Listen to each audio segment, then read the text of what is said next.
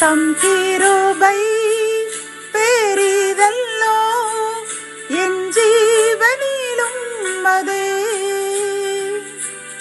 இம்மட்டும் காத்ததுவே இன்னும் தேவை கிருபை தாருமே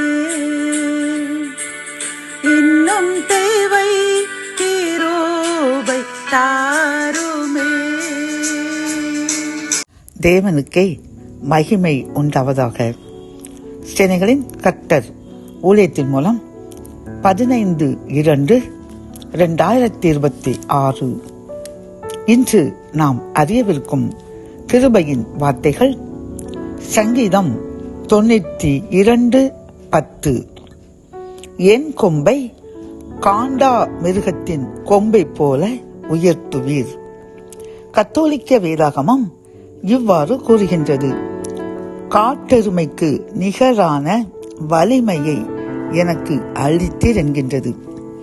இந்த செய்தியை கேட்டுக்கொண்டிருக்கின்ற என் அன்பு சகோதரனே சகோதரியே, கர்த்தர் நம்மை பார்த்து கூறுகின்றார், நம்மை காட்டு எருமை அதாவது காண்டா மிருகத்தினுடைய கொம்பை போல் அவர் உயர்த்துவேன், வலிமை அளிப்பேன் என்று வாக்கு கொடுக்கின்றார். அப்படி என்றால் நம்மை அவர் வலிமை மிக்கவராக மாற்றுவாராம்.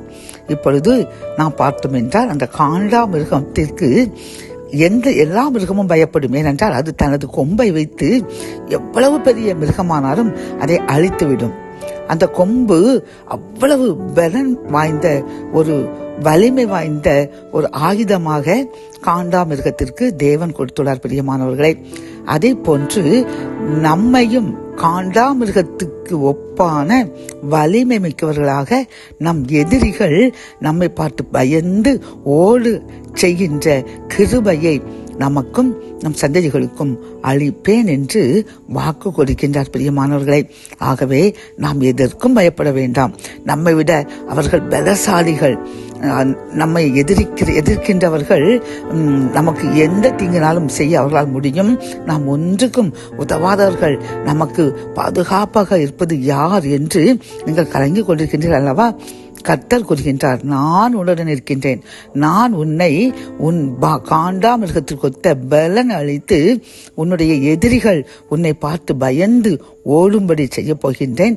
ஆனால் நீர் எப்பொழுதும் நீயும் உன் சந்ததிகளும் என்னுடைய நிலையில் தங்கி இருக்கும் பொழுது, எனக்கு பிரியமாய் வாடும் பொழுது, எதிரிகள் உங்களை பார்த்து பயந்து ஓடுவார்கள். அவர்களை வியக்கும் அளவிற்கு உங்களை ஆசீர்வதித்து உயர்த்தி பலனடைய செய்வேன் என்று வாக்கு கொடுக்கின்றார்.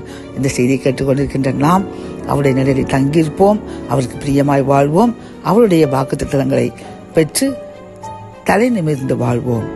ஜெபம். என் அன்பு தகப்பனே, இந்த கிருபையின் வார்த்தைகள் மூலமாக எங்களை காண்டாமிருகத்துக்கொப்ப காட்டு எருமைக்கு ஒப்ப நிகரான வலிமையை தந்து எதிரிகள் பயந்து ஓட செய்வேன்.